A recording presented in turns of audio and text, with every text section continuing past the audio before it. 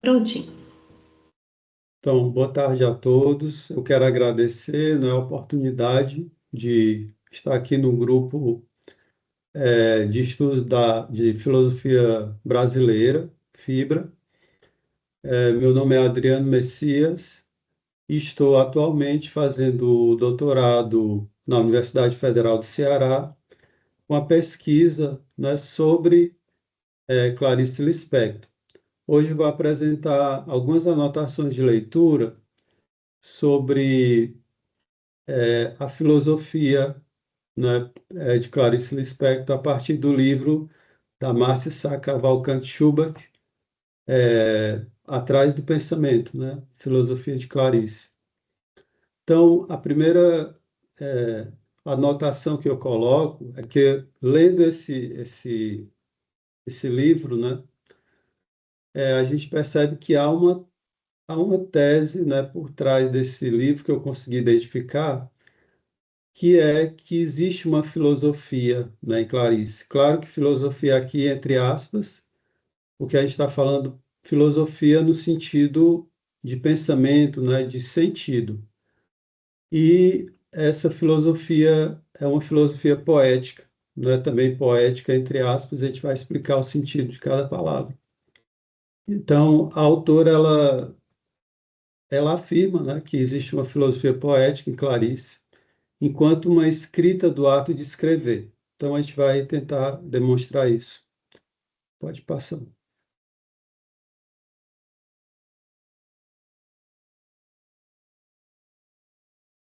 Então, o objetivo, como eu falei, é só compartilhar algumas anotações, né, do ensaio da Márcia de Sá Cavalcante Schubert, Atrás do Pensamento, a filosofia de Clarice Lispector.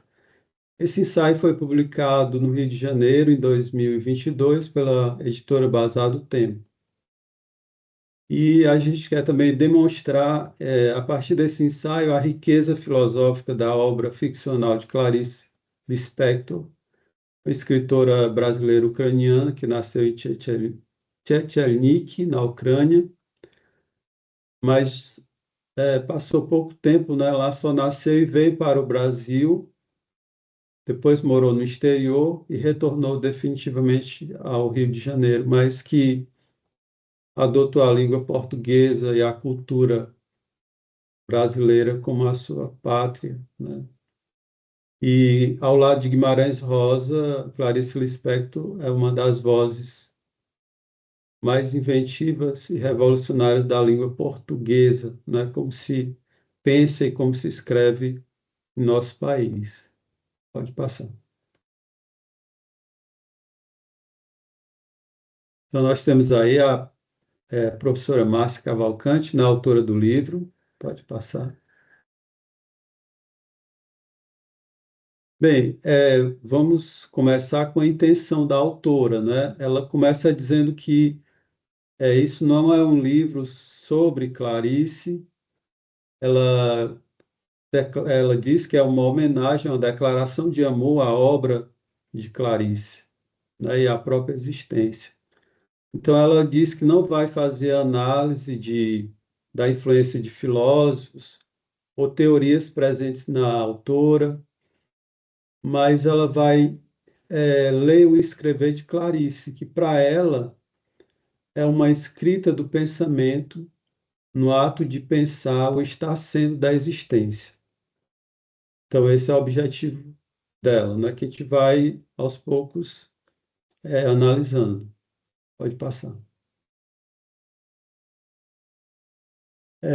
Outra intenção importante da autora é abordar a escrita de Clarice como uma escrita que pensa o pensamento antes mesmo desse dualismo, né, entre razão e sensibilidade, entre palavra e pensamento, entre mito e caos. Então, ela entende que Clarice, ela, pela escrita dela, ela leva a gente a esse pensamento no momento que o pensamento está sendo gestado, né? E, e aí o que ela vai defender no livro, né, o atrás do pensamento, que é esse pensamento que está sendo gestado e que se reflete na escrita da escritora. Ela diz, citando aqui a autora, Clarice nos devolve para o sendo, o gerúndio de ser, o sendo que já é um pensamento, e não o objeto de um desejo de pensamento. A sua obra descortina o pensamento atrás do pensamento. Em questão está o nascer de um pensamento, e não tanto pensamentos prontos sobre o que é nascer ou surgir. Pode passar.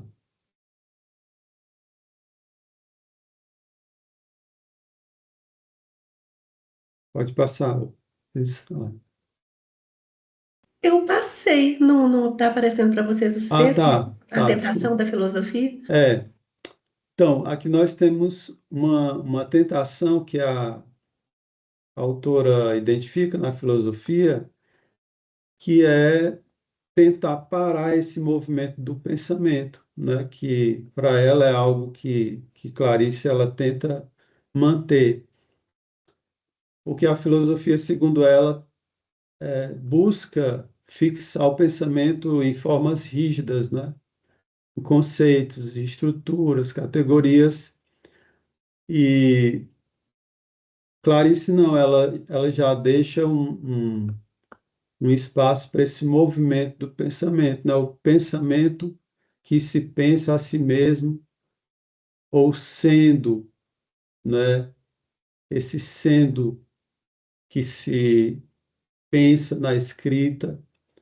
Então, a filosofia ela tem essa tentação de aprisionar aquilo que não se deixa definir ou compreender, né? Essa é uma tentação da filosofia que a autora identifica.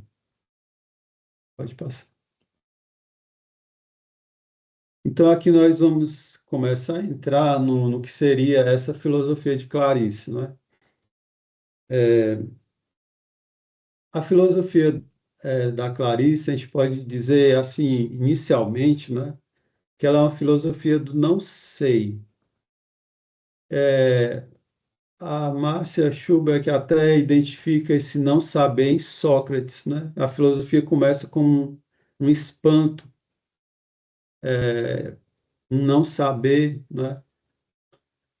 Diante da realidade, mas ela distingue porque Sócrates, quando ele diz só sei que nada sei, isso já é um conhecimento de algo, né? De isso, de um isso. Ele já sabe alguma coisa, já tem um isso aí. E na Clarice não, porque esse não sei não significa um isso, significa ela não está falando de coisas que existem ou de objetos, né, do conhecimento, ela está falando do existir, né, que existe, desse que, né, desse espanto que há, né, que existe o ser, que existir existe, ou está sendo do existir. Então, ela está falando de um não sei que ele não tem conteúdo, ele é sem forma, ele, é, ele não é captável, né, por categorias. Então, é diferente do não sei, do não saber socrático. E ela entende isso em Clarice não como se fosse uma negação do saber ou uma opção pela ignorância, mas ela entende como uma aceitação da limitação da razão diante da impossibilidade de expressar esse indizível, né, do real, que a Clarice sempre fala muito desse indizível, desse incomunicável, né, que a gente vai detalhar mais. Mas um dos primeiros aspectos seria isso, né, que a Clarice ela fala desse não sei, né, não de coisas que existem ou não existem, mas desse existir que existe, né? desse estar sendo, do existir. Então, isso é algo que vem antes do isso. Ela vai dizer que é um eco, é um ressoar, antes do isso mesmo, né? Que possibilita esse isso. A gente vai detalhar melhor. Pode passar.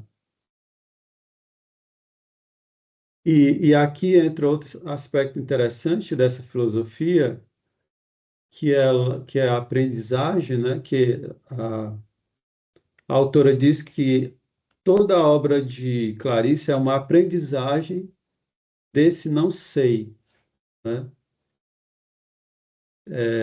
E ela identifica uma obra, especialmente, que é A Maçã no Escuro, que é como se fosse toda ela uma aprendizagem desse não sei, né? Porque ela vai falar do personagem Martin que caminha, né? Ele está fugindo, então, de um crime que ele pensa que cometeu, então ele está fugindo e ele vai para uma região erma, um deserto, e à noite ele caminha e ele não tem noção é, do espaço, né? O chão se torna uma coisa insegura, ele não tem noção do seu corpo, do seu próprio eu, e ele entra em contato assim com o existir da existência, né?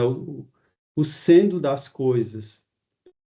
E aí ele é como se ele estivesse vendo como um cego, né? Ou ele está cego para essas sensações físicas, para essa questão do objeto, mas ele está vendo o, esse existir, né, da existência ou do sendo que permite o objeto e que permite ele mesmo de existir, né? Então, é um ver cegamente que possibilita você entrar em contato não apenas com o ente, mas com o ser, né, que está sustentando ali a existência daqueles entes. Então, é um modo de ver, né, é um modo de pensar também, esse ver cegamente, e que ela identifica a maçã no escuro como se fosse toda uma aprendizagem desse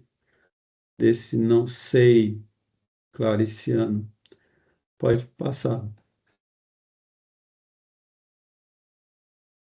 Essa frase eu achei uma frase muito bonita, eu encontrei nas leituras provocadas por essa leitura, né?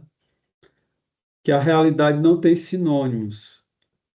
Porque a Clarice ela fala desse ver, esse ver cegamente é um modo de pensar, não é um modo de ignorância ou de negação da razão, mas é é um modo de pensar, um outro modo de ver, né, de refletir sobre a existência, que ela fala que é, refere-se ao sendo, a esse instante impronunciável, que tem vários nomes, né, que ela chama de X, de It, mistério insondável, o instante já, o sendo, o neutro vivo das coisas, né? E na Água Viva, que é essa obra enigmática dela, né? Eu vou citar aqui a Clarice, a palavra apenas se refere a uma coisa, e esta é sempre inalcançável por mim.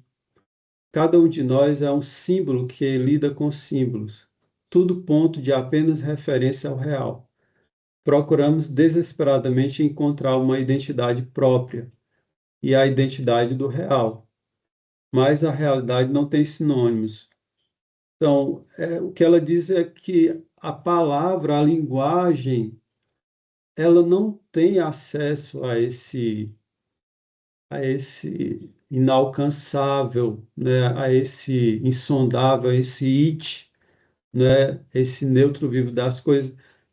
Nós temos símbolos, nós somos símbolos também, mas a realidade, e nessa busca, nessa angústia desesperada de buscar um sentido, né, para nós, um sentido para a realidade, a gente simboliza tudo, só que a realidade não tem sinônimos, não tem. uma palavra que diga, não tem um conceito que consiga cap- aprender ou captar esse momento, entendeu? Por isso que a Clarice, ela não gosta de ser identificada com nenhuma filosofia, nem mesmo com a literatura, porque para ela são conceitos rígidos, né? Que aprisionam, que tentam captar isso, que não é não se deixa captar, não se deixa aprender. Por isso ela fala que a realidade não tem sinônimos. Pode passar. Então, o pensar cegamente, o que seria pensar cegamente a partir disso? Não é ver com os olhos da alma no sentido platônico, né, de uma ideia inteligível, ou mesmo de uma visão mística, de uma se deixar penetrar ou pensar por uma imensidão, mas seria pensar o mundo, a realidade, a partir da escrita em ato, tendo em vista ao mesmo tempo que eu me distancio do mundo, né, e sou afetado na minha escrita. Eu vejo e penso na imersão do sendo, ou do sendo em ato. Assim, ao escrever o ato de escrever, eu capto o instante inapreensível do nascimento do pensamento no mesmo momento em que eu escrevo e penso. Então, nesse sentido, por isso que a filosofia da Clarice é uma escrita do ato de escrever. Não é só escrever, mas quando ela escreve, né, e ela pensa, ela reflete não sobre coisas, mas e nem apenas sobre ela, mas sobre esse sendo, né?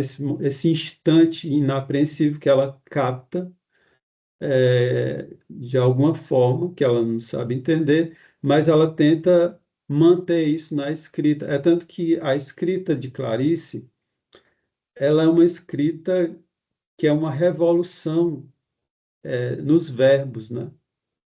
Os verbos, até anotei aqui, os verbos, eles sofrem uma verdadeira revolução, né? Porque os verbos, eles tentam demonstrar essa ação, que ela é tanto ativa e é passiva. Então, por exemplo, o verbo que está no infinitivo, né, escrever, eu escrevo o livro,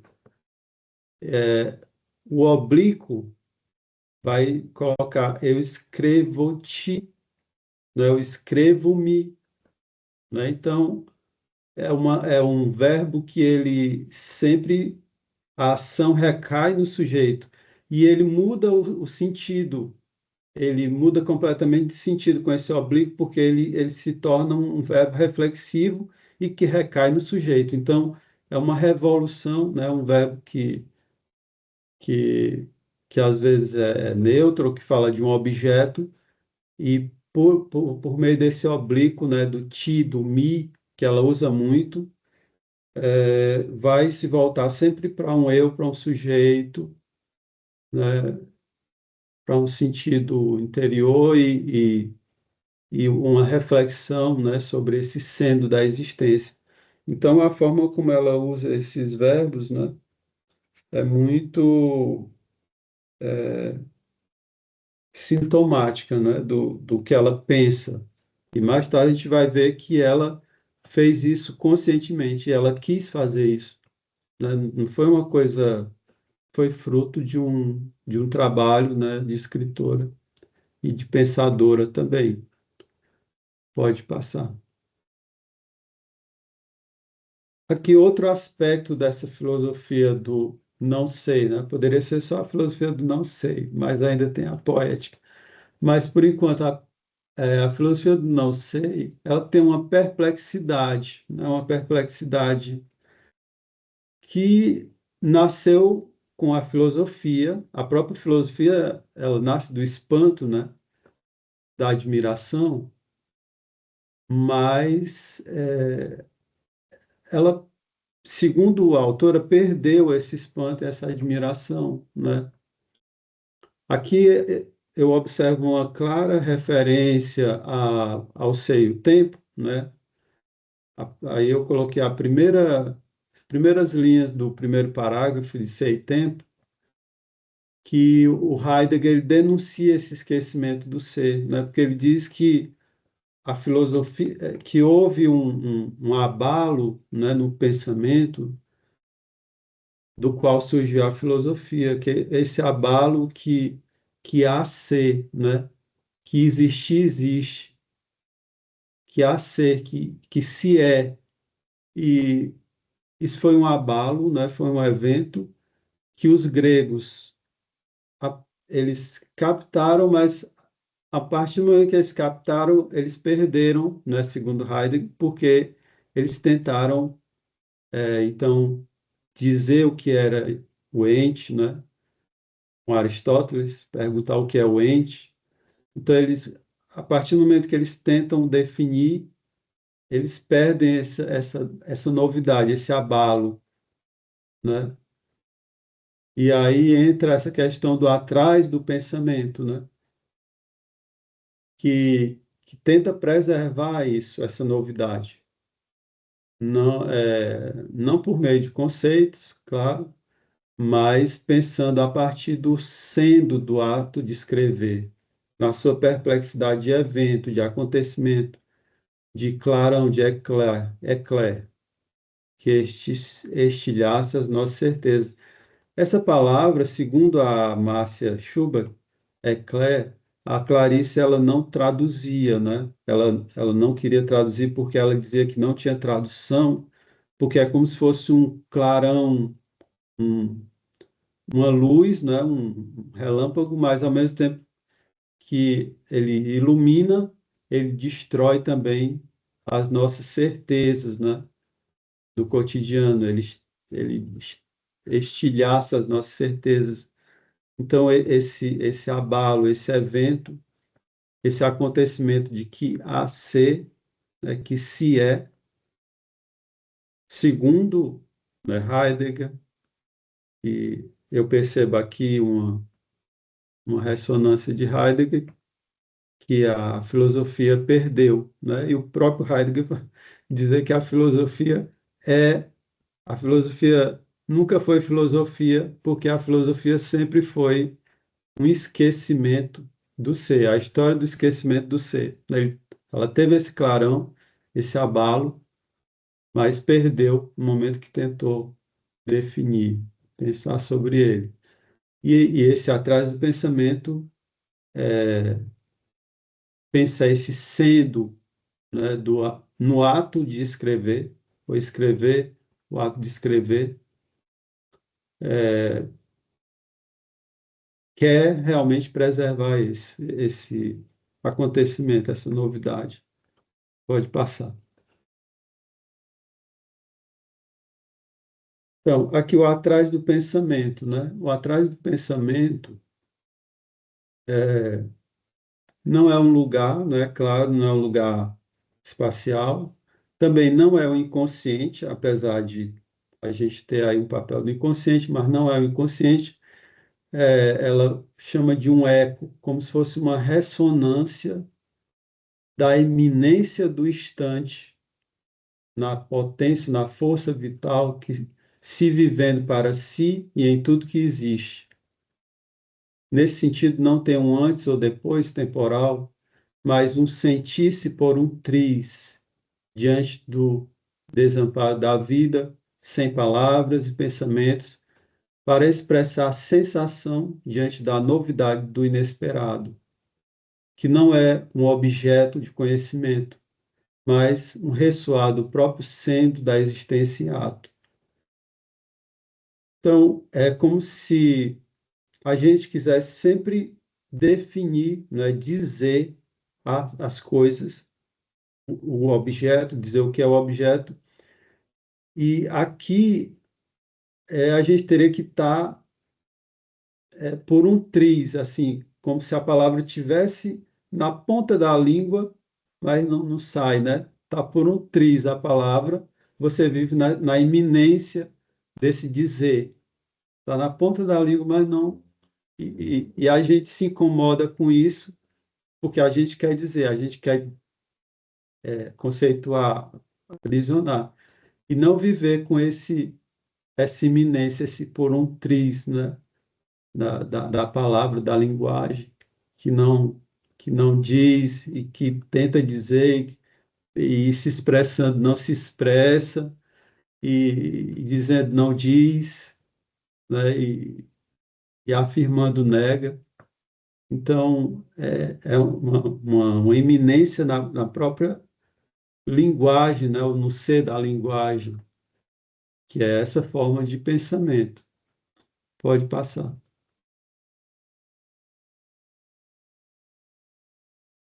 Aqui é uma citação também de Água Viva, né? Bem atrás do pensamento tem um fundo musical, mas ainda mais atrás há o coração batendo. Assim, o mais profundo do pensamento é um coração batendo. Estou entrando sorrateiramente em contato com uma realidade nova para mim, que ainda não tem pensamentos correspondentes, e muito menos ainda alguma palavra que a signifique. É uma sensação atrás do pensamento. Então, a Clarice ela tem muito claro isso, né? Que o pensamento não é esse pensamento puro, conceitual. Ele é um pensamento que tem um coração batendo, né? Bem lá atrás tem um coração batendo.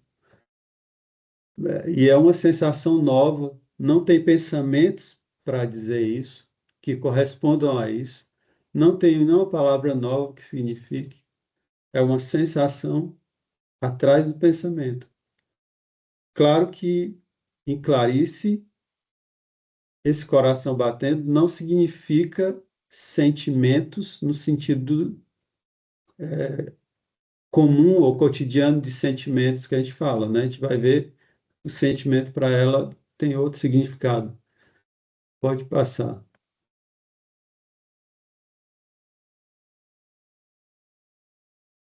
Também aqui é uma distinção interessante na filosofia, né, que ela faz com relação à percepção, porque a percepção ela sempre foi identificada com uma percepção que ela está dentro dessa questão de matéria e forma, né? A própria forma foi identificada com a percepção, né, da realidade. Então, está dentro desse dualismo, matéria e forma. É, Só que essa percepção de Clarice, ela não tem forma, ela é sem forma, ela é sem contornos. Então, ela não está nessa dualidade entre forma e matéria, como a percepção que a gente tem na filosofia, né? A ideia grega de percepção. Então, o sendo não é forma, expõe o informe da matéria pulsante, ressonante, vibrante da vida se vivendo em tudo que vive. Pensar, sentir é sem forma, no sentido de que atinge seu objetivo no próprio ato de pensar. Então, aqui a gente pode dizer entre mil aspas, né? Uma categoria porque eu não sei outra palavra, mas esse pensar, sentir é uma palavra-chave em Clarice, né? Porque aqui ela está tentando dizer algo, né? Ela está tentando dizer que esse pensamento que tem atrás um coração batendo e que essa sensação atrás do pensamento é um pensar sentir. Esse pensar sentir, ela está indo contra todo esse dualismo entre razão e sensibilidade, mito e realidade, poesia e filosofia, matéria e forma. Ela está eliminando tudo isso com esse hífenzinho do pensar sentir. Porque esse hífen, ele cria uma tensão, é claro que existe uma tensão, mas não uma separação, não um dualismo, né? Sentir em Clarice é um modo de pensar e refletir sobre a realidade. Não é esse sentimento no sentido corriqueiro que a gente fala, né? É um sentir que ele está nessa tensão, nesse hífen aí com o pensamento. Então, é um modo de pensamento, de reflexão sobre a realidade. Só que essa realidade, ela não tem forma, ela não tem contorno. É uma realidade que ela é informe, é uma matéria pulsante, né? É um eco, é algo vibrante, né? É uma, um vivente, ou uma vida, ou um existir que existe em tudo que existe, né? Então, e que não tem razão de ser fora dela, no sentido de procurar uma explicação fora dela, porque atinge o seu objetivo no próprio ato de pensar. Né? Outra coisa interessante nesse clarão, nesse acontecimento, nesse evento de a ser que se é, né? Que a filosofia perdeu, segundo Heidegger, é que esse AC não tem explicação, não tem razão, não tem motivo, não tem. Ele é um evento, é um acontecimento, não tem razão de ser, não tem explicação, não tem causa. Né? E a filosofia toda foi essa busca dessa causa. Pode passar. Aqui, a autora ela fala que o pensar sentir é pensar em ato, é o pensar se pensando, é pensar-se. Tremenda proximidade de um nada. Estar sendo é nada. Claro, aqui o nada, né, é essa experiência fundamental que se revela por meio da angústia, né, diante dessa perda de sentido das coisas, e aí surge essa abertura, né, já que houve essa perda do sentido das coisas, eu tenho essa possibilidade de liberdade, né, e há uma abertura do ser para perceber não apenas a existência dos objetos, ou que os objetos existem, mas a existência da própria existência, né? Que existir existe. Então, aí, o nada seria essa abertura, essa possibilidade, essa liberdade, né? De entrar em contato com esse sendo. Aqui, o Heidegger, né? Da metafísica, eu vou citar. O nada é a possibilitação da revelação do ente enquanto tal para o ser aí humano. O nada não é um conceito oposto ao ente, mas pertence originalmente à essência mesmo do ser. Pode passar.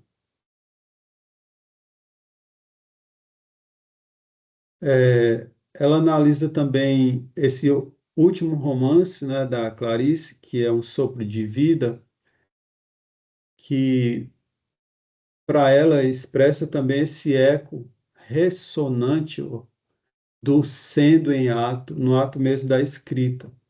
Só que aqui se desdobra num duplo, né? O autor e Angela Praline, que é a personagem criada pelo autor, ambos, na verdade, não é um que pensa sobre o outro, mas ambos estão nesse movimento de pensar, né? O ser, o sendo em ato, né?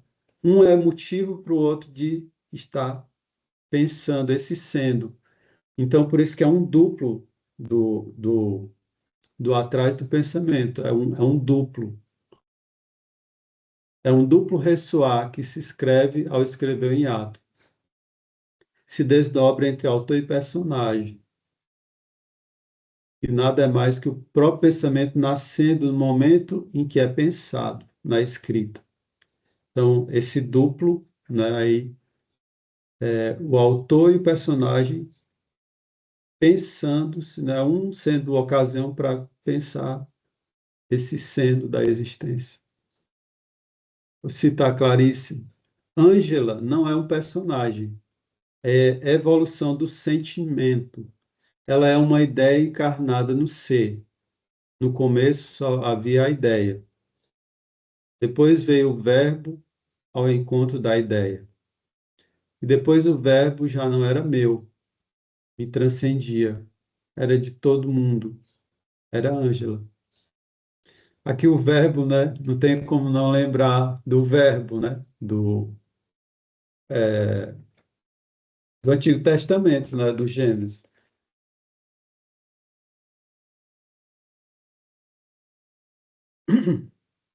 que está em João, né? Que é o evangelista mais grego que existe, né? Mais filósofo. Então, a Clarice, a gente pode identificar também essas ressonâncias, né? Pode passar. Aqui também eu identifiquei um sensualismo, né? No sentido de sensação, mas também no sentido erótico, né? Porque esse pensar, sentir, como eu falei, esse hífen que expressa essa tensão entre pensamento e sensibilidade, provoca uma emoção diante de ver surpreender-se do sendo em ato brotando em pensamento.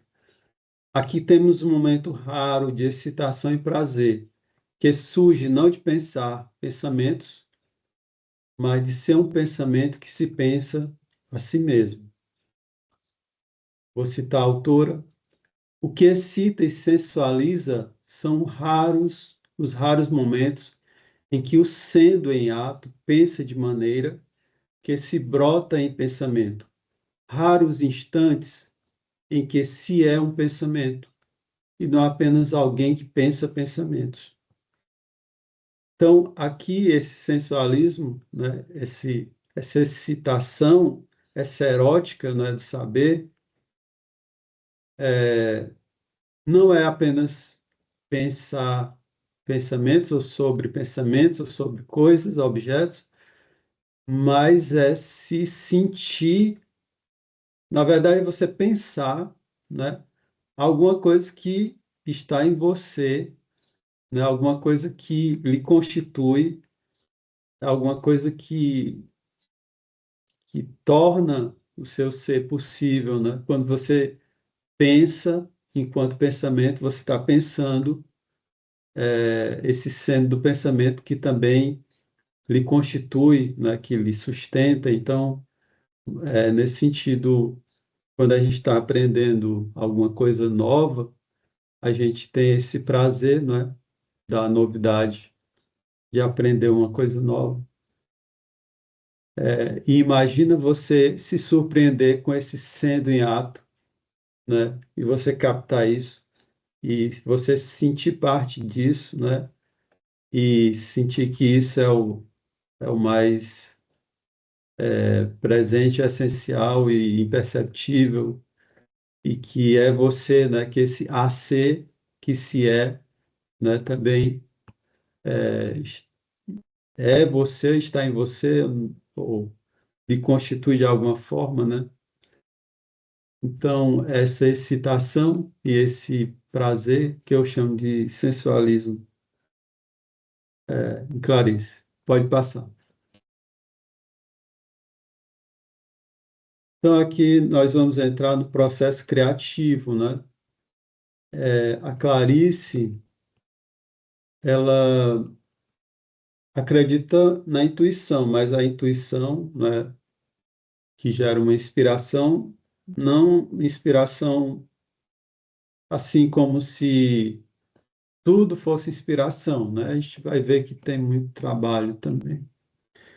Mas a, a intuição dela é muito próxima dessa intuição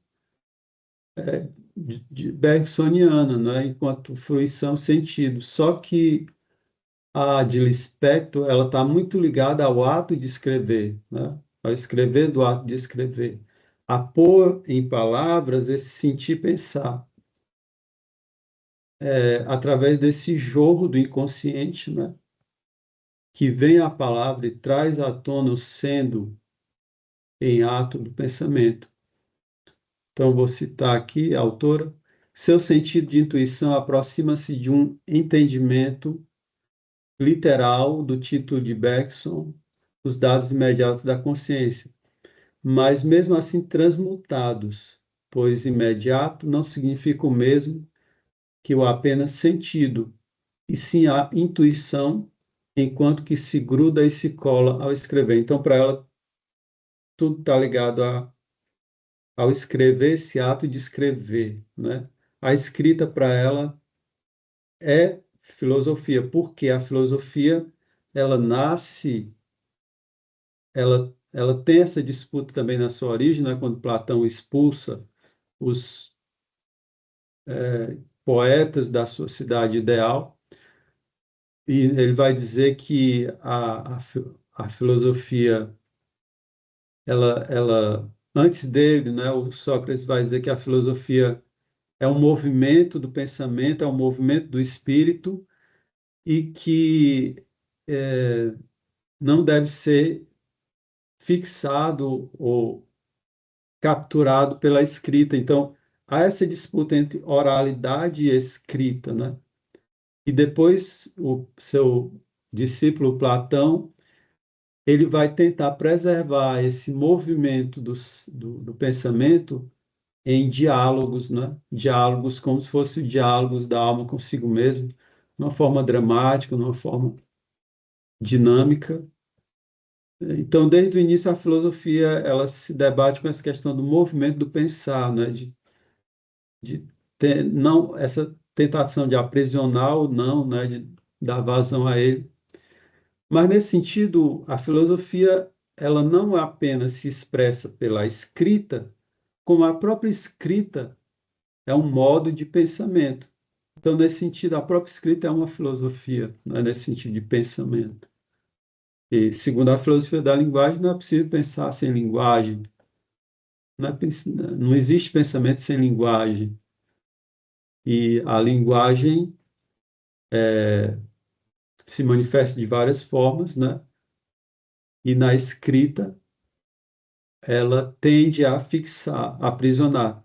Mas numa escrita do ato de escrever, ou numa escrita do sendo em ato, que é a escrita de Clarice, ela tende a dar liberdade a esse movimento, né? A conservar esse movimento. Então, a escrita é uma forma de pensamento e filosofia também. Então, para ela, mesmo a intuição bergsoniana, ela se gruda e se cola a esse escrever, né, em ato. Pode passar. Então, aqui, a intuição, né, para a gente ter uma ideia, a intuição em Bergson é um método, né, no qual a partir do qual ele entra em contato com o fluxo da vida, que ele chama de duração, impulso, criação. Seria um aprofundamento da consciência. Não é como se fosse assim uma inspiração que vem de um ser divino, né? Que vem de um ser divino, do alto, de fora, mas é uma intensificação da consciência. A consciência que chega a um nível, né, de aprofundamento que gera isso. Então, o aprofundamento da consciência, um contato com esse movimento criador da vida, né? Numa visão analítica ou numa visão mecânica, ou mesmo de algumas filosofias, é impossível perceber esse movimento. Seria estar em contato com o interior inexprimível do objeto, sem mediações lógicas, né? Aqui as mediações seriam experiências vitais, como o amor, a liberdade, a criação, a poesia, a arte e a intuição filosófica, né? Citar Bergson. Chamamos aqui intuição a simpatia pela qual nos transportamos para o interior de um objeto. para coincidir com aquilo que ele tem de único e, por conseguinte, de inexprimível, né? Então, não é isso que Clarice quer, né?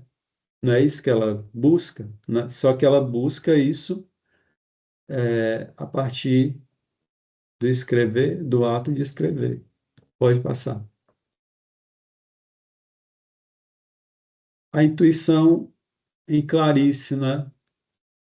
É um movimento agônico, tortuoso da escrita, de acompanhar os movimentos do espírito a partir da revelação do próprio pensamento, do pré-instante da escrita, né? Aqui é uma citação do Sopro de Vida, que ela fala que entre esse pré-instante, né, de surgir o pensamento e de pensar, que é 1 milímetro, né, aí você, antes de pensar, você já pensou. Então, é uma coisa, assim, tortuosa, agônica e que é difícil colocar em palavras isso.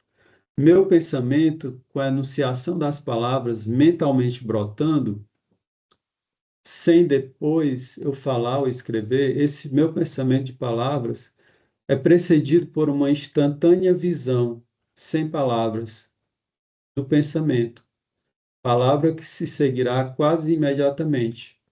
Diferença espacial de menos de 1 milímetro. Antes de pensar, pois, eu já pensei.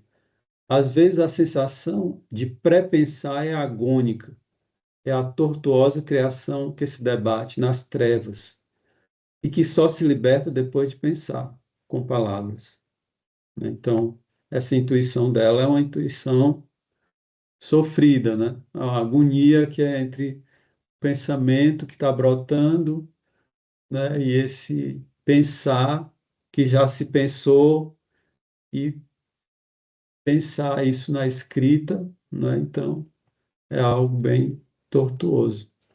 Pode passar.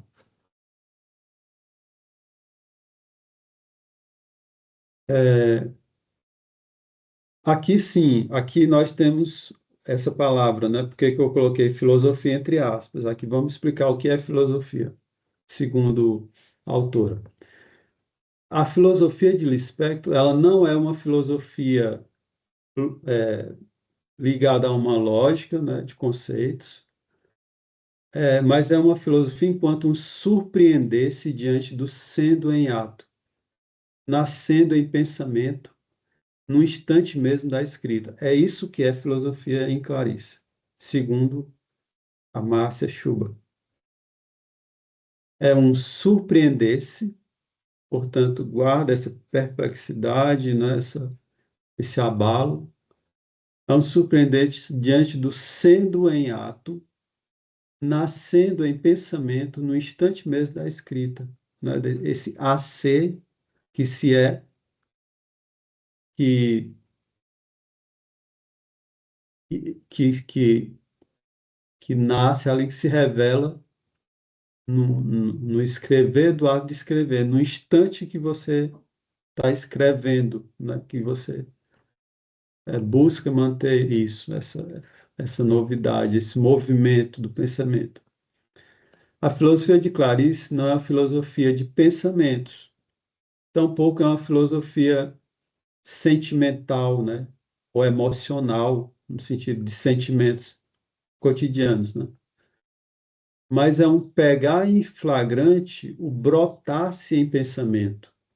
É uma filosofia do pensar em ato, do ato de pensar se surpreendendo. Isso é filosofia em Clarice, segundo a autora. Pode passar. Além de filosofia, né, é uma filosofia poética.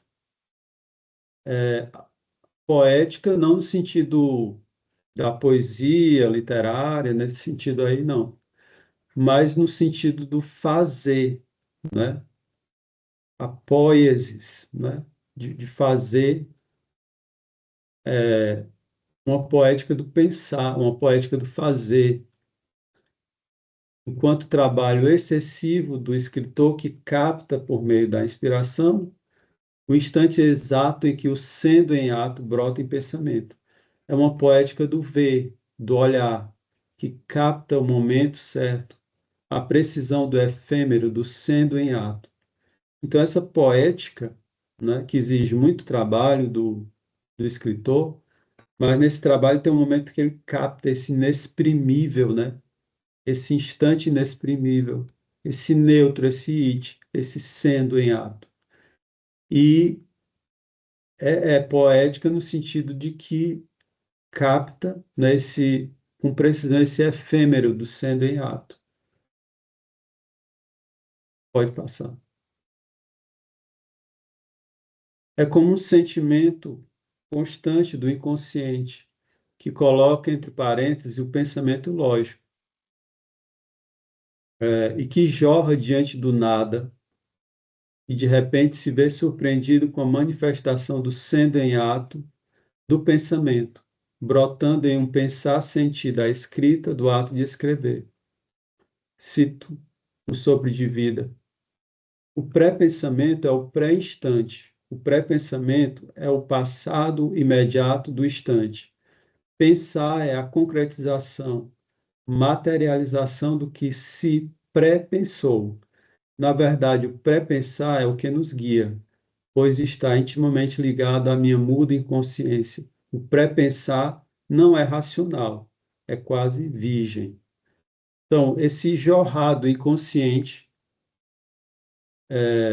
que coloca entre parênteses o pensamento lógico, né, uma redução eidética, né, a La Russell, que jorra diante do nada, né, que de repente se vê surpreendido por esse brotar do pensamento, né? Esse pensar sentido da escrita no ato de escrever. Isso seria no sentido poético, né, da Clarice. Pode passar. Então, aqui também há uma ressonância do Paul Valéry, né? Paul Valéry, que a Clarice ela cita numa entrevista depois, poucos dias que ela faleceu, foi publicada uma entrevista dela no jornal que ela cita Paul Valéry, que ele diz que o primeiro verso é dado pelos deuses e o resto é trabalho do poeta, né? Então, é, e ela mesma, né, fala nas crônicas da descoberta do mundo, ela diz assim: esta é uma confissão de amor. Ama a língua portuguesa. Ela não é fácil, não é maleável. E, como não foi profundamente trabalhada pelo pensamento, a sua tendência é a de não ter sutilezas. Às vezes ela reage diante de um pensamento mais complicado. Às vezes se assusta com o imprevisível de uma frase. Eu queria que a língua portuguesa chegasse ao máximo nas minhas mãos. Então, a Clarice, né, ela tinha muito isso, né, ela frequentava cartomante, ela foi num congresso de bruxaria, ela tem esse lado místico, né, tem esse lado, mas muito trabalho, né, da língua, ela tinha consciência desse trabalho com os verbos, né, com o oblíquo, né, dos verbos, ela tinha essa consciência. Ela tinha leituras filosóficas também, então ela quis fazer assim, ela teve consciência desse trabalho, mesmo tendo esse, essa inspiração, né, que o Valéry fala, Paul Valéry, que é, e ela até diz também, nessa mesma entrevista, que ela diz, eu não sei se foi o que o Drummond me falou, que o Bandeira, eu não sei se o Bandeira escreveu ou disse, mas que até para você atravessar a rua você tem que ter inspiração, né? Porque se não for no momento certo, você pode ser atropelado, né? Então, é claro que ela tinha isso, né? Ela disse que acordava à noite com uma ideia, uma coisa na cabeça que vinha nesse jorrar do pensamento e ela levantava e escrevia uma ideia ou duas e voltava a dormir. E quando acordava, ia. trabalhar isso, né? Pode passar.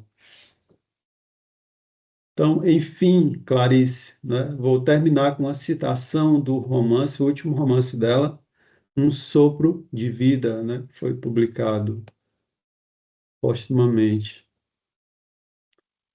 E agora sou obrigado a me interromper, porque Ângela interrompeu a vida, indo para a terra, mas não a terra em que se é enterrado, e sim a terra em que se revive, com chuva abundante nas florestas e o sussurro das ventanias. Quanto a mim, estou. Sim, eu, eu, não, não posso acabar. Eu acho que. Muito obrigado a todas e a todos pela atenção amorosa. Obrigada, Adriana. Deixa eu tirar isso aqui.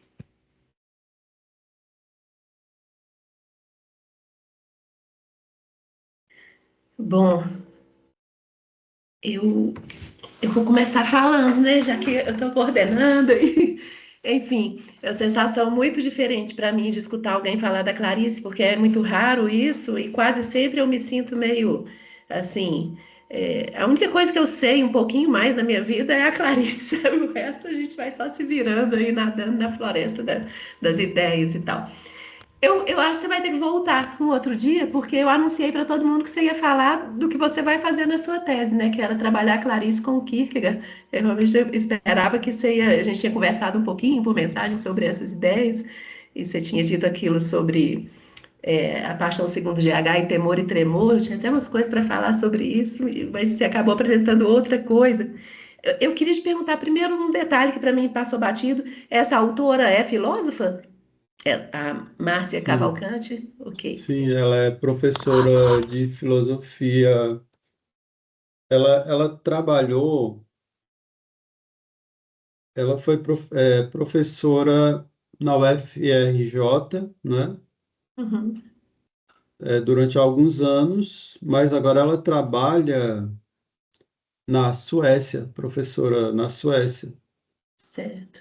E Choderton, você Universidade está de Choderton. você tá trabalhando com essa.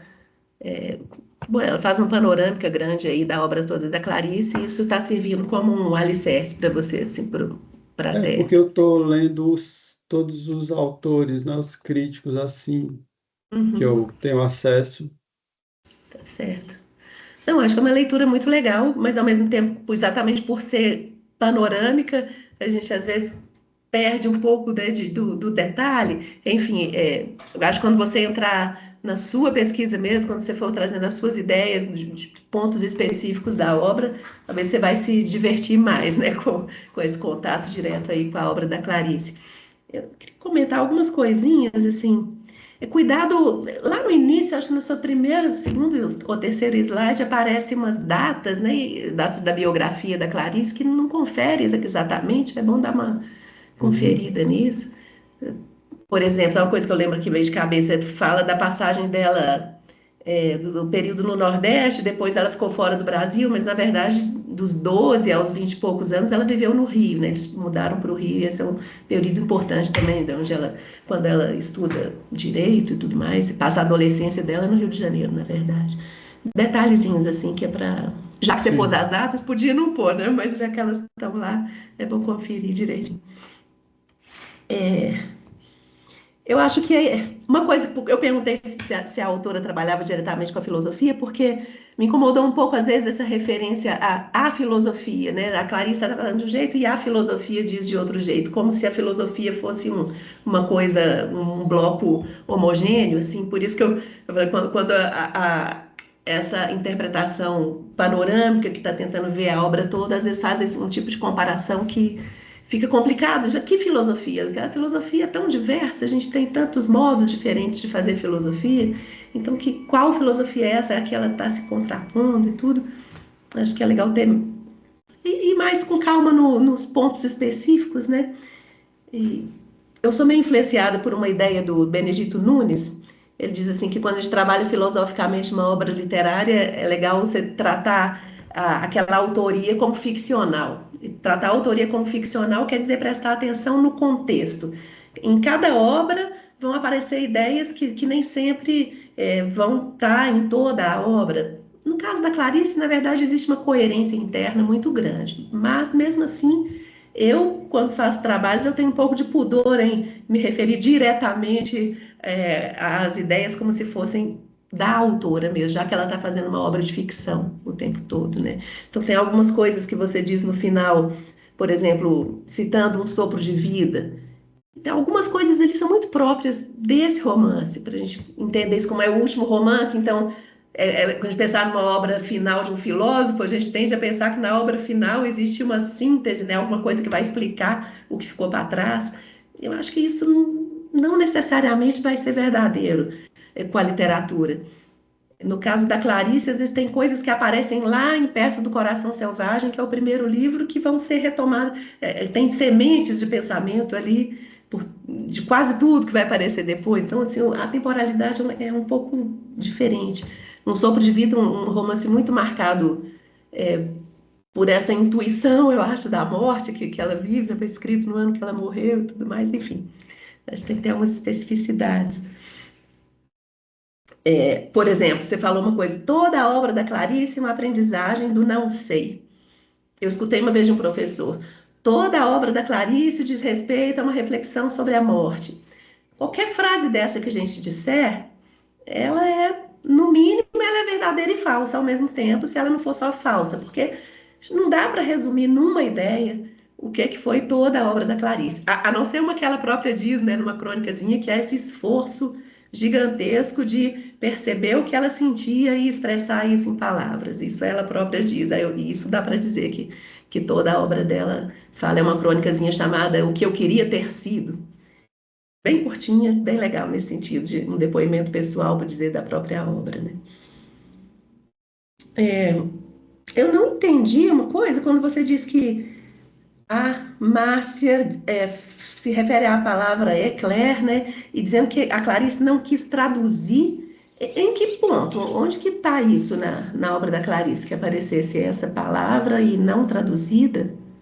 Você lembra? Você sabe em que Na ponto? verdade, isso aí eu ouvi de uma entrevista dela, né, no YouTube, que ela está explicando, é uma entrevista que ela fala sobre ser e tempo, e aí ela cita a Clarice nesse ponto desse evento, desse acontecimento do ser, e ela diz que essa palavra eclair, a Clarice não traduzia, porque achava que não dava para traduzir, porque ela significa ao mesmo tempo um clarão, né, uma luz, mas algo que estilhaça, né, como um relâmpago. Eu não sei de onde ela tirou, eu ouvi É, dessa entrevista. porque eu É não. uma, Se isso está em a algum fonte é lugar da assim, obra da livre, Clarice, é bem assim. escondido em alguma crônica, algum detalhe, assim, porque nos romances não aparece em lugar nenhum. Até pela, exatamente, você falou depois do amor dela pela língua portuguesa, né? Ela nunca via Clarice usar palavras de nenhuma outra língua.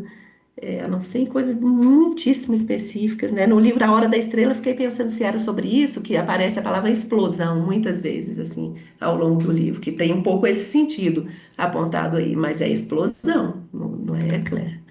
Então, a gente teria que entender melhor o que, que ela está dizendo com essa não tradução e tal. É, eu gostei quando você aponta o que você chamou de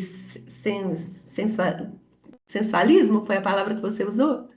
Sensualismo. A gente lê, tem alguns autores que falam em animalidade, né? Eu tenho para mim que a importância do orgânico, né? O orgânico é muito importante para Clarice.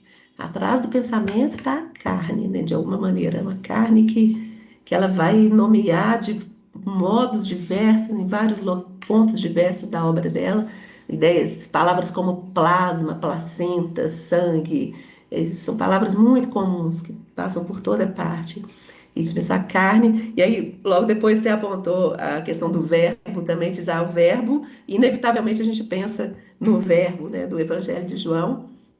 Para mim, essa é a minha intuição mais forte hoje, tentando fazer uma leitura mais geral sobre a obra da Clarice, é que eu acho que ela repousa todinha nos textos bíblicos.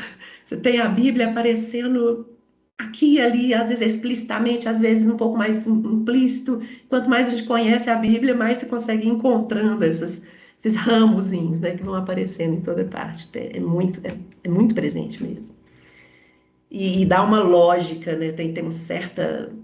O que eu fiz na minha tese na teologia foi um pouco por aí, percepção de uma certa, um certo arranjo das coisas que parece que vai seguir uma certa lógica bíblica.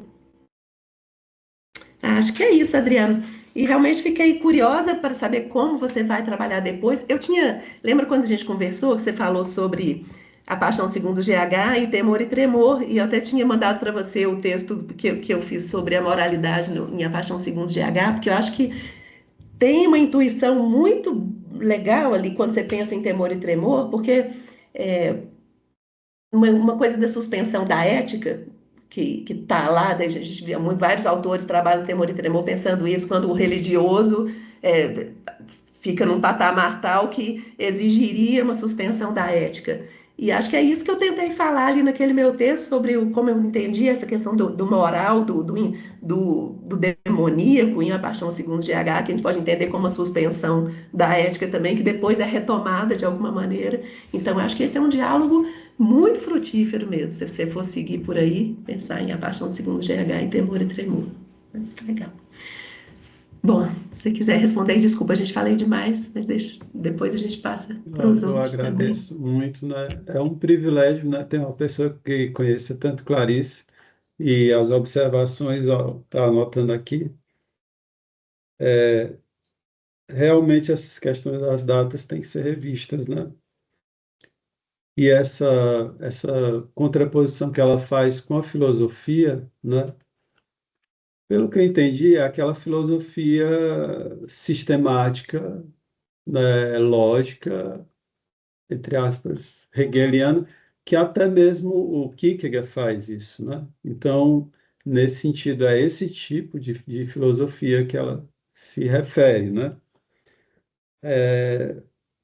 Agora, realmente, essa questão de tratar a obra como ficcional, que está lá em Benedito Nunes, né? Que eu já li também alguma coisa, assim, mas a proposta dela, eu não sei se ela consegue, né?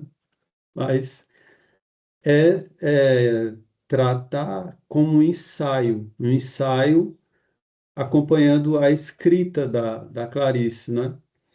E ela disse que não vai tratar de filosofias ou desenvolver teorias filosóficas novas ou tentar justificar a literatura diante da filosofia, como se a filosofia fosse a única detentora, né, de um pensamento válido, né? Porque ela diz que pode também correr esse risco de abordar filosoficamente uma obra, de a literatura tentar se justificar com a filosofia, com a filosofia sendo essa portadora do pensar válido, né?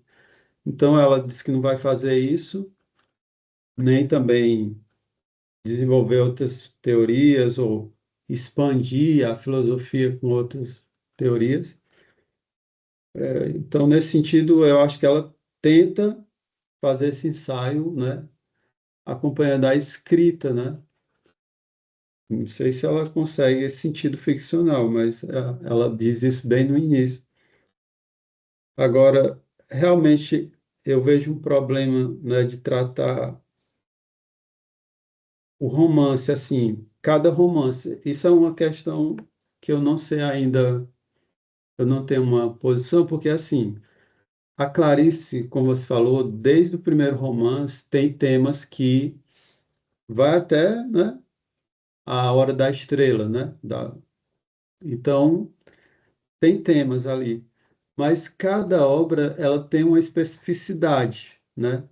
Ela tem uma especificidade, ela parece que cada obra ela quer alguma coisa, né, com aquela obra e aquela obra é aquela obra, por mais que se reflita, né?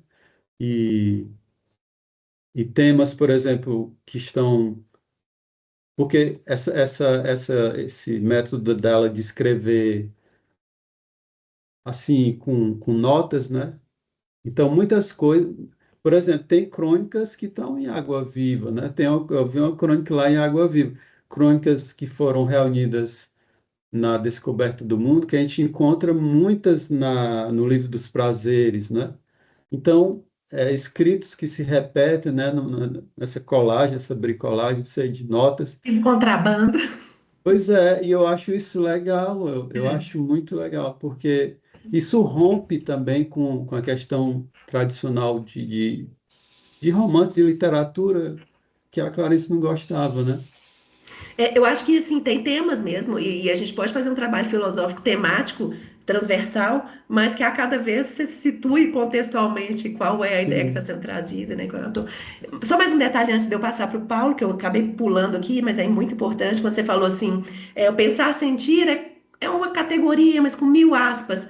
Depois é quase uma categoria, é como se fosse um conceito. Quem me ajudou muito a clarear como fazer isso é o antropólogo Eduardo Viveiros de Castro. Ele fala que ele quer fazer uma filosofia a partir do que ele estuda nos povos estudados por ele. E ele diz assim, eu vou tratar aquelas ideias que estão lá, naqueles povos que eu estou estudando, como se fossem conceitos, né? Então, eu faço isso com a literatura, tratar como se fosse conceito. Mas a gente sabe que não é exatamente, porque ela não estava intencionalmente fazendo uma sim. filosofia. Mas a gente pode pegar e tratar desse jeito, e a gente vai estar fazendo uma filosofia a partir da intuição que está lá, né? Agora, outra coisa que você falou, que eu anotei aqui, que é assim, você falar toda obra de Clarice é isso. Por exemplo, toda obra de Clarice é uma escrita do sendo em ato, toda obra de Clarice é uma escrita sobre a morte. Uhum.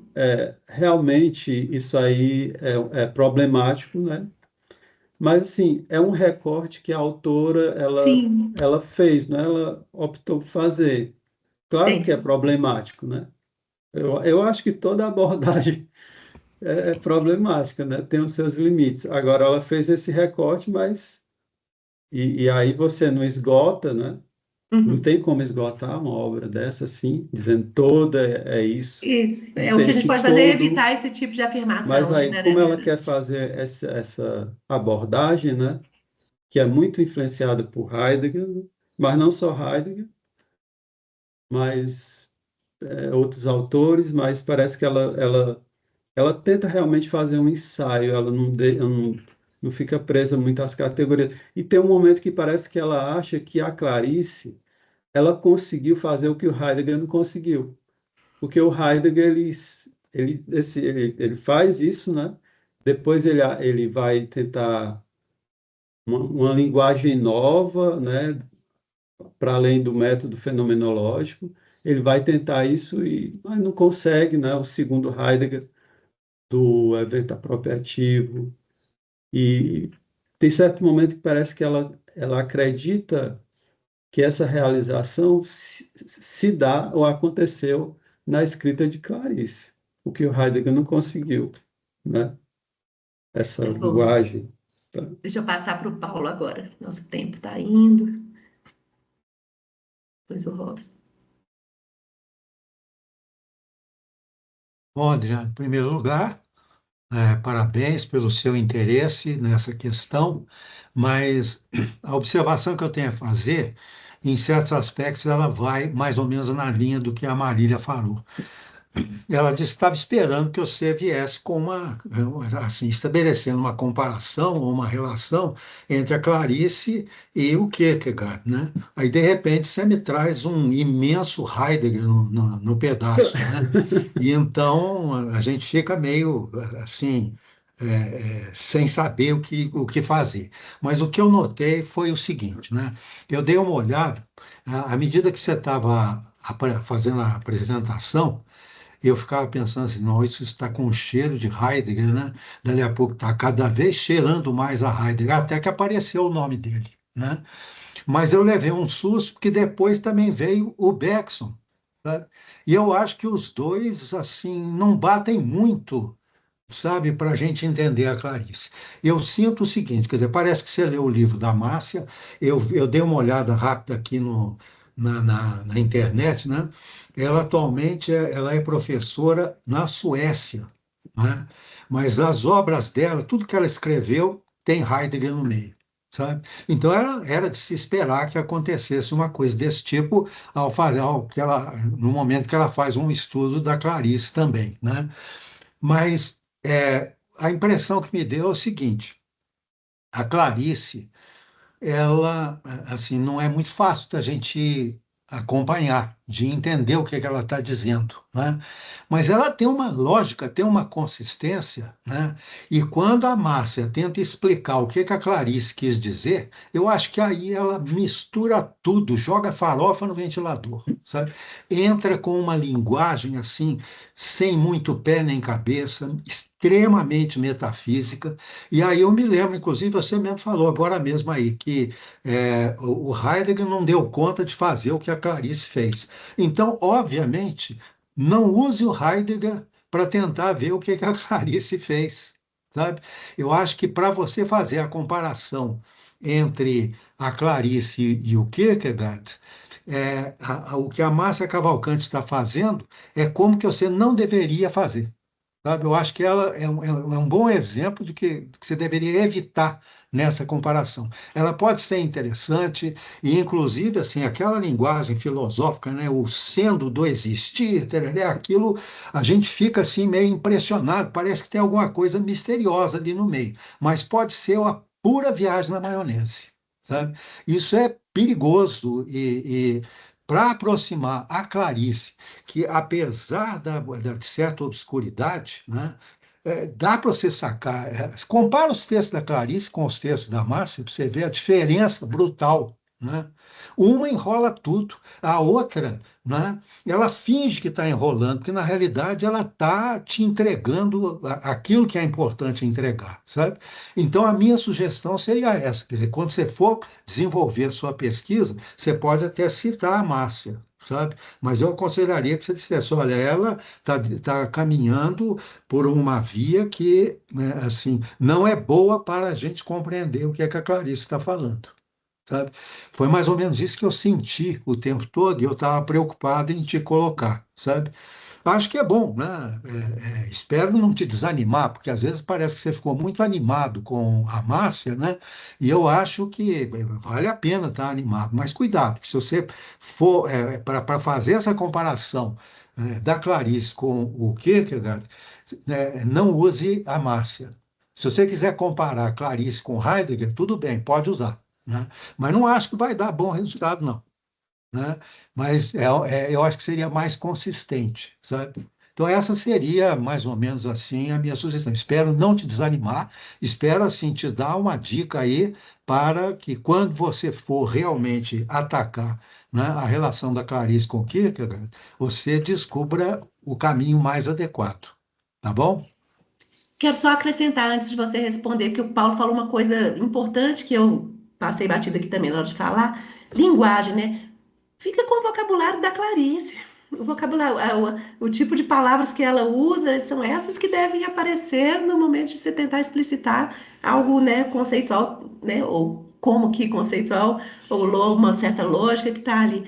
Eu também achei o vocabulário carregado demais, é isso, heideggeriano demais, e esse risco de você estar fazendo uma coisa. Preciso mostrar, né, aqui essas coisas que ela afirma. Claro que aqui você fez só um resumo, né? Não sei o quanto ela mostra isso, mostrar no texto da Clarice onde que ela está lendo essas essas frases enroladamente heideggerianas e tal. Mas é isso. Assim, obrigado, professor Margucci. É, com relação à leitura, o que me chamou a atenção mesmo foi a questão, duas coisas me chamaram a atenção, né? Esse conceito de nada do Heidegger, que o próprio texto da Clarice fala da estar diante do nada e tudo. Então é uma coisa a se investigar, né? Esse nada, o que é realmente, né? Em Clarice. E me chamou a atenção essa ideia do nada. Mas essa ideia da intuição do Bergson também me chamou muita atenção, o Bergson, né? Porque ele fala assim, de uma liberdade, de uma coisa, de um impulso, de uma fruição que a Clarice também, ela tem isso, eu não sei como é, né? Mas tem alguma coisa. né? O Bergson é mais, como o senhor falou, é totalmente diferente, né, do Heidegger, né? Tem mais liberdade nele. Então, agora também ela tem um livro que ela escreveu, que esse livro ele tá, ele está, deixa eu ver aqui. Ah, ele está Tempo de Exílio, uma conversação com Heidegger, Blanchot e Clarice Lispector, de 2020. Esse livro ele não foi traduzido ainda, né? Em que ela usa muito Blanchot, Maurice Blanchot, né? Eu não conheço o autor, mas tem o que você falou também, Marília, do corpo, né? Do corpo. Tem também um autor que é deixa eu ver aqui o nome do autor, eu tenho aqui anotado. Jean-Luc Nancy. Ele tem um livro O Corpo, né? Jean-Luc Nancy. Ele tem um livro O Corpo também. E, pessoalmente, essa questão do corpo, né, que é uma coisa que eu acredito também que está mais presente, né, em Clarice. Então, assim, eu estou vendo, né, os autores. Agora, o Heidegger, porque o Heidegger, essa linguagem, ela enfeitiça, mas depois você fica igual depois os alunos perguntando, né, onde é que estava esse C que estava atrás de uma pedra, onde é que levantava as pedras para ver se o C estava lá, né, embaixo da pedra. Você fica enfeitiçado, mas realmente eu acho que a linguagem de Clarice é a prioridade, né? Se você tem que ter uma lógica, realmente tem que ser lá. A dela. Isso é que é descobrir a filosofia que está lá, é trazer a lógica dela. É, eu acho que o que está faltando, né, porque você está no ponto ainda de você tem que definir exatamente o que você quer, né? Porque vai variar muito qual é o ponto a ser discutido. Que, por exemplo, essa coisa bem precisa, que é saber como é o método dela de escrita. A questão da intuição bergsoniana faz sentido, sim, aí. Mas né, isso não é exatamente o seu tema, pelo que eu pensava. Ou parece que agora eu estou entendendo que você está ainda mais É instável, né, para porque saber assim eu tô, exatamente eu o tô que é. buscando autores, né, que possam me ajudar a entender, né? Por exemplo, essa questão do Paul Valéry, né? A Uhum. poética, é uma coisa interessante também, né? É, mas aí cada autor vai apontar outras coisas e outras coisas. Então, quando você estiver mais clareza do que é que você vai querer buscar, fica mais fácil para dialogar com autores. E vai chegar uma hora que você vai ter que fechar um pouquinho os ouvidos, né, para os autores e tentar fazer um mergulho seu ali na obra da Clarice, para ver o que você percebe também. Robson. Oi, Ah, Adriano. desculpa, Robson, só um minuto. Eu estava aqui pensando, gente, eu estou esquecendo um negócio. O nada. Vai ter que descobrir o que é que ela está chamando de nada, qual é o momento da obra que aparece essa palavra nada, é muito específico. E você fez uma relação aqui que a Márcia Cavalcante já aponta entre o estar sendo e o nada. Não sei se funciona, acho que não. Estar sendo é outra coisa. É até excessivo, assim, né? Uma experiência experiencial, vivencial muito grande que leva ela a essa sensação de estar sendo. Eu entendo estar sendo como um máximo de sentido no simples ato de ser. Então, tipo, eu sou Marília, eu sou professora, eu posso ir destituindo isso tudo, eu sou um animal, eu sou um existente, até que eu possa dizer só eu sou. Mas isso está cheio de conteúdo, no sentido assim da experiência. Acho, acho complicado chamar de nada, ainda mais fazendo relação com nada heideggeriano e tal. Mas vai lá, Robson. Adriano, eu dei boas-vindas para a Mariana, esqueci de dar boas-vindas, né? Obrigado. A Luísa também, bem-vindo aqui. Tem o Vitor também, os dois chegaram Sim. atrasados, os dois são novos, a Luísa e o Vitor. Depois, se sobrar um tempinho, eles se apresentam também. Foi bom escutar vocês. Eu lembrei que teve uns anos atrás eu lia um conto por noite de Clarice, sabe? E aí eu queria te dar uma impressão. Toda vez que eu lia um conto, me dava vontade de... Me instigava a pensar, me instigava... Espera aí, Eu tenho que levantar da cama aqui agora e ir lá para baixo para poder escrever alguma coisa, porque estou pensando num punhado de coisa. Eu queria primeiro registrar esse aspecto da literatura de Clarice, que era uma espécie assim de impulsionadora de reflexões, sabe? Para mim, ela sempre foi nessa leitura, né? Agora, eu não sou uma pessoa mais assim profunda nem Clarice, não. Mas eu também espero, segundo Wittgenstein, né, Margot, se você não tem nada de novo para falar, é melhor você ficar calado. Bom, mas eu tenho para te incomodar. Então, acho que eu vou continuar, vou te incomodar em algumas coisinhas, sabe? Essa questão desse pré-pensamento, a primeira coisa que eu liguei foi intencionalidade, sabe? É uma intencionalidade. Que aí, nossa, eu vou bagunçar tanto sua cabeça, quer dizer, como é que você vai voltar lá na filosofia da linguagem, filosofia analítica, para poder misturar com Clarice? Mas aqui é uma espécie de. Se você não conseguir, depois você dá uma olhadinha, talvez, essa intencionalidade tem a ver com a escrita dela, sabe? Ou seja, parece que ela quer falar de um pré-pensamento. Para mim, o que é um pré-pensamento? Uma metanoia, é uma metacognição. Mas se são sentimentos que antecedem a esse pensamento, se são registros neuronais, desculpe entrar aqui nessa parte, né?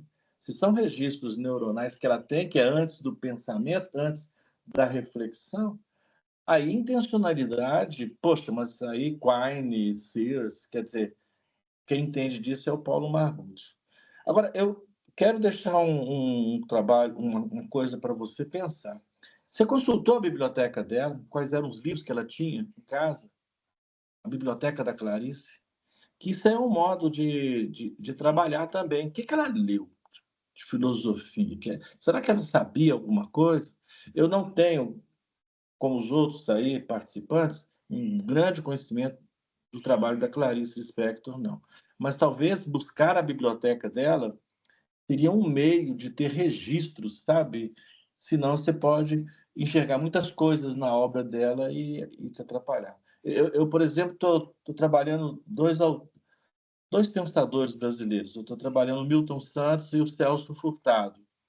Eu estou olhando a biblioteca deles, eu vou pesquisar a biblioteca deles, sabe? Porque eu quero ver se eles leram filosofia, porque eles são considerados pensadores brasileiros, sabe? Mas eles foram originais demais. Eu acho que eu não vou encontrar um Heidegger de jeito nenhum em Celso Furtado, mas que eu posso encontrar ali algumas noções. Como eu te disse, acho que essa pesquisa. E eu vou bater naquele ponto da intencionalidade no seguinte aspecto. Tudo bem, Bergson também fala de intuição, mas essa escrita parece que é uma catarse, é um voltar para si, para tentar estar consciente de que está levando ela a pensar, sabe? Como eu te disse, eu não sei se eu estou bagunçando mais ainda a situação, mas eu estou te dando registros aqui da apresentação do seu trabalho. Eu agradeço, me fez lembrar com carinho. Eu não devo esquecer, pegar o livro de novo da Clarice, porque, por incrível que pareça, eu posso ler duas vezes o mesmo conto e eles não me chateiam ler uma segunda vez, porque cada vez que eu leio, eu percebo uma coisa diferente. Então, ela é uma estimuladora mesmo à reflexão. Parabéns, Adriano. Bom sucesso para você no seu trabalho. E a pergunta mais de orientação é a da biblioteca dela, sabe? Certo? Vai que ela no Rio de Janeiro, né? Talvez, né, Maria? E sobre isso aí eu posso falar. A biblioteca dela não ajuda muito, não. Ela era sempre, ela ocultava muito o que que ela lia. Ela dizia que entrava em livraria, escolhia os livros pelo título, leu tudo muito ao acaso. Ela tem muita informação científica, por exemplo, também. Acho que ela lia o que aparecia pela frente e ia guardando coisas. Mas existe um livro, quando eu estava recentemente na minha tese, esse livro me ajudou, foi legal. É um livro, uma pesquisa minuciosa de um cara que eu não vou lembrar o nome aqui agora, mas o nome do livro é A Leitora Clarice Lispector. Ele faz uma pesquisa não de biblioteca, mas de citações, ideias de algum autor que aparecem na obra dela, seja literalmente ou que ele tenha conseguido identificar alguma mensagem. E ali nessa pesquisa, então, meio braçal que esse cara fez, aparece isso que eu tinha dito. O maior número de referências são referências a textos bíblicos. E tem um bocadinho de outras coisas. E dentro da filosofia, o que mais aparece que chega a ser citado nominalmente é Spinoza.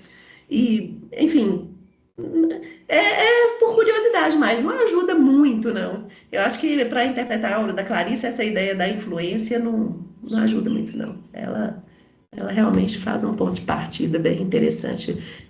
Ponto de partida que sempre entre aspas, né? Claro que ela está bebendo no mundo de coisas, mas é tudo junto e misturado brasileiramente. Adriano, se quiser falar assim, né? Obrigado, Responder aí. Robson, pelas dicas aí, pelas ideias.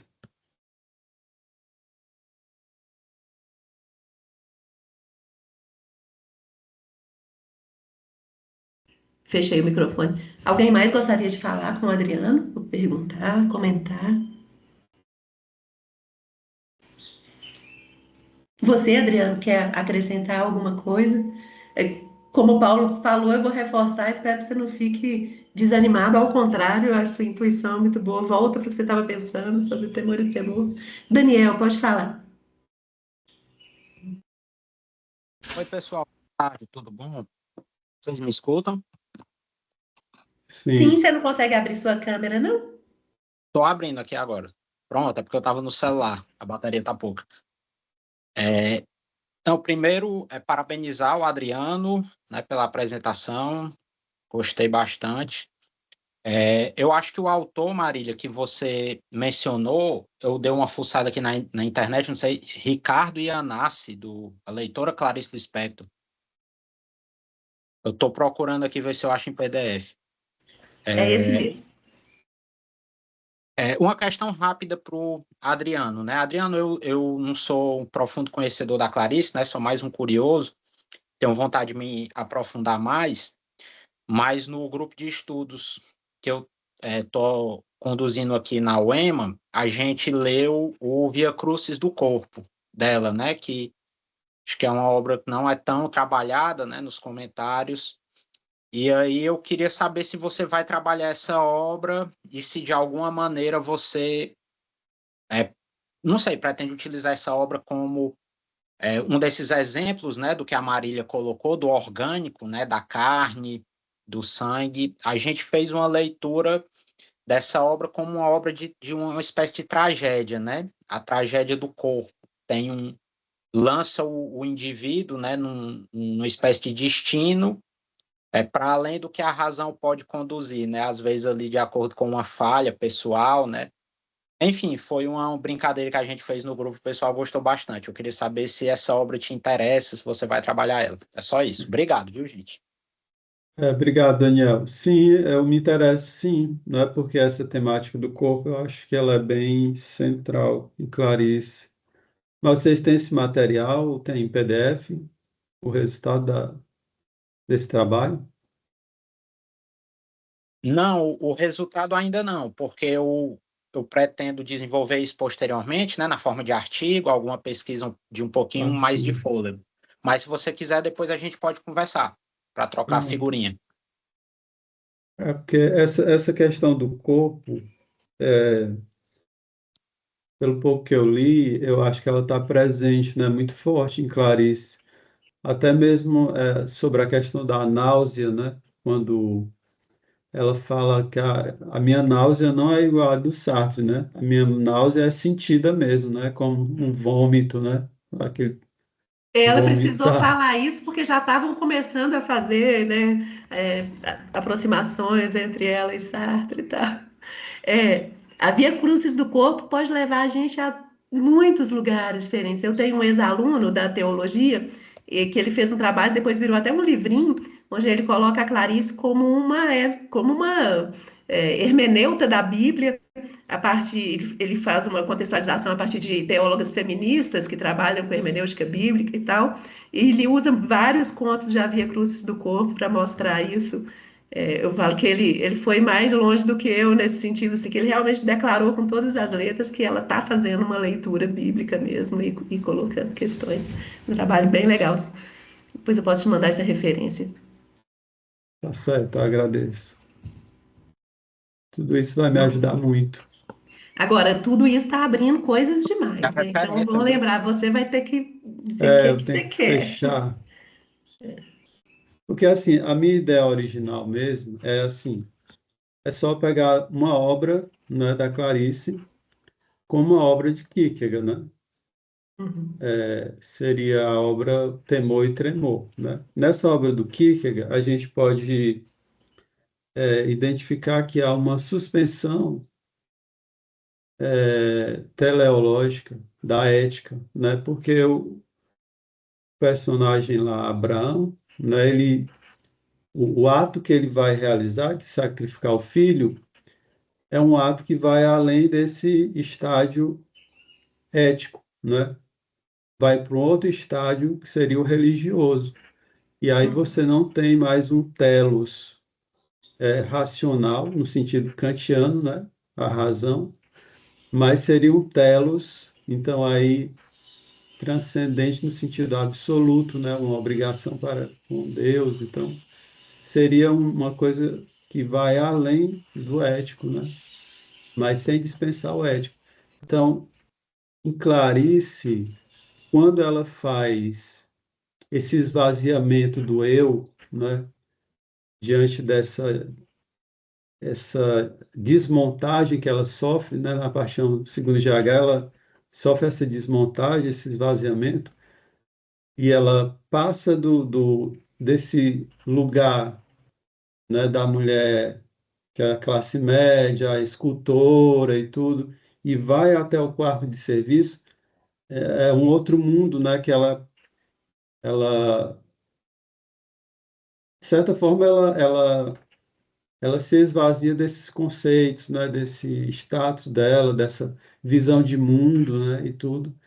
Então aí há o espaço para pensar outra, né, o outro, né, de outra forma, com novos valores, um relacionamento diferente, né, através desse encontro aí. Então, eu, eu acho, não sei se é possível dizer que eu acho que ela não propõe uma ética, claro que ela não propõe isso, e eu acho que nem o Kierkegaard propõe, mas há um espaço aí, há uma possibilidade de você pensar, talvez uma alternativa, né, diante desse esvaziamento ético, da crise do ético, você pensar num modo alternativo de ver o outro, né, de se relacionar. Aqui também eu penso, não sei, Levinas, porque Levinas também fala disso, né, desse outro aí. Não complica, não. Isso tudo que você falou foi o que eu tentei falar aquela hora, que era o que eu tinha pensado depois que a gente conversou a primeira vez. É isso mesmo, segue por esse caminho, temor e tremor, a paixão segundo GH. Você tem sua tese na mão. Não vai, essa questão do corpo deixa para você fazer outros artigos depois e tal, porque não vem ao caso, né, para essa temática especificamente. Então, o que eu desenvolvi naquele texto que eu te mandei e que tá, essa ideia, Eu você li. tem um retorno, né? Tem um Você retorno faz que uma é. análise a partir da Hannah Arendt, né? Não, mas isso é o menos importante ali. A referência à Hannah Arendt é só para localizar. Estou entrando no diálogo filosófico nesse ponto aqui, mas eu não fiquei usando a Arendt para justificar o que eu estava fazendo, entende? Não precisa, isso não é Uhum. tão importante. Com temor e tremor fica muito claro essa mesma ideia, porque ali o Abraão corre o risco de agir de modo não ético. E ele vai, porque está sendo chamado, é o Deus mesmo está chamando, mas ele acaba não precisando fazer isso. Mas é um perigo, é um risco colocado, né, por esse chamado do Deus. E eu acho que isso que está ali também em A Paixão Segundo GH, É, que ela vai, o mergulho, ela perde tudo, ela quase, aí aparece a coisa que eu explorei muito, a palavra infernal, né? Ela quase cai naquele inferno, mas o Deus mesmo tira ela de lá. Do mesmo jeito que é o Deus mesmo que oferece a ovelha para Abraão e tal.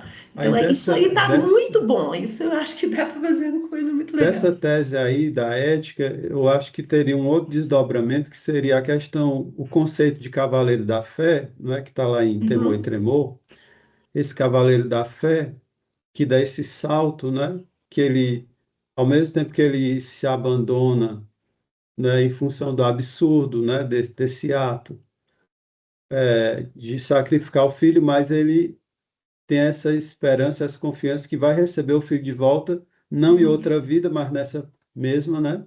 Exato. Então, o cavaleiro da fé. Dessa questão ética, a gente poderia perguntar se Clarice, ela é uma cavaleira da fé ou é um herói trágico, né? Ela recebe de volta, depois do esvaziamento que ela sofre, ela volta, mas ela recebe de volta esse eu ou Sim, não? recebe. Ela não Ou... vai, ela no finalzinho do livro, ela pensa que eu hoje à noite eu vou sair para jantar. A vida dela toda está recolocada de novo. Mas você acha que ela seria um cavaleiro da fé ou um cavaleiro da existência? Se eu só tivesse as duas alternativas, ela é um cavaleiro da fé, não tem dúvida, não. Agora, pode ser outra coisa, mas se as alternativas forem só essas duas, eu escolho o cavaleiro da fé, ou a cavaleira da fé. Olha, a gente tem que terminar no máximo às 4, gente, que na verdade nosso combinado é tipo 1h30. Às vezes a gente chega em quase 2 horas e a Luísa quer falar. Se você quiser também, aproveita para se apresentar, Luísa. Você também está vindo hoje pela primeira vez aqui. Boa tarde, vocês estão me ouvindo? Boa tarde, Luiz. Sim. Meu nome é Luísa, eu estou iniciando no mestrado em filosofia pela UFS. Eu estudo o conceito de natureza na filosofia originária de Ailton Krenak. Bom, eu quero parabenizar o Adriano e também agradecer a todos vocês por me acolherem, me receberem aqui. Estou muito feliz por isso. Bom, além de te parabenizar, agora que eu vi esse tema sendo debatido aqui, eu nunca vi a Clarice assim, então, nessa discussão que você trouxe, mas eu queria ver contigo, Adriano, uma problemática que a Márcia traz, que é a seguinte: eu, como leitora das escritas viscerais da Clarice, eu fiquei um pouco incomodada, porque parece que ela quer dar uma característica filosófica para Clarice de incoerente, uma certa incoerência interna, porque ela, em certo aspecto, pega uma filosofia heideggeriana e depois uma bergsoniana, as coisas meio que não parecem se misturar ou convergirem, né? E aí a Marília trouxe a questão da coerência interna em Clarice, então a Márcia vai lá, me incomoda e fala uma coisa dessa, e será que eu vou assumir essa postura? Porque quando você usar a Márcia para seguir nessa pesquisa, bom, essa vai ser uma problemática, na minha opinião, na minha avaliação da sua apresentação. Então, assim, para você, e dentro do seu objetivo, e dentro do que a Márcia trouxe ali, misturando com Clarice, né? Você considera que ela traz como característica da Clarice, da filosofia da Clarice, uma incoerência interna? Ou ela tem alguma coerência interna? A partir daí, seguimos pensando assim. E o seu objetivo agora, o último que você estava discutindo, é genuíno e eu acho que estou aqui no apoio que você o siga. Mas trago essa provocação para você que a Márcia trouxe e que me incomodou um tantinho, viu? Obrigado, Luísa.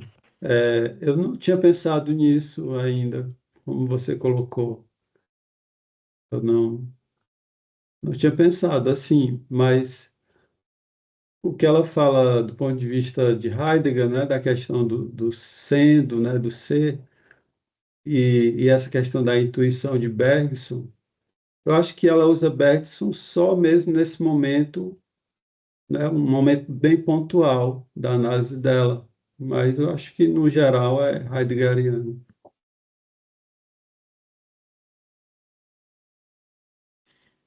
A gente acha que a gente pode. Você quer se apresentar, Vitor? Você está aí? Um minutinho? Bom, não sei se ele está, né? Bom, acho que a gente vamos encerrar. Adriano, muito obrigada. Bem-vindo ao grupo. Você também está hoje aqui pela Obrigado. primeira vez. Mariana e Luísa também. Robson, Daniel, Paulo. A gente se vê daqui a 4 semanas, dia 26 de Obrigado junho. pela oportunidade e até a Depois vai próxima. dando notícia. Daqui Tá uns 2 anos, certo. quando você estiver no meio da sua tese, você vem falar de novo para a Tá gente. bom. Obrigado. Tchau, tchau. Tchau, pessoal. Um abraço a Bom fim de todos. semana. Boa tarde. Tchau, obrigada.